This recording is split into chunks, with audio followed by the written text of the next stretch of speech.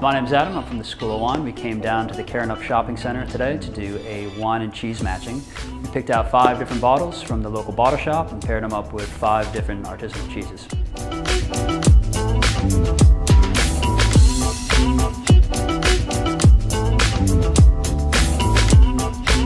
We started with a sparkling wine from Tasmania, and we paired that up with a Brie, and then followed it with a Sauvignon Blanc from New Zealand, which is a beautiful pairing with some goat's cheese. Followed that by a Riesling, and then a Chardonnay from Margaret River, and that was absolutely stunning with some Camembert, and we finished with a Rosé and some Feta.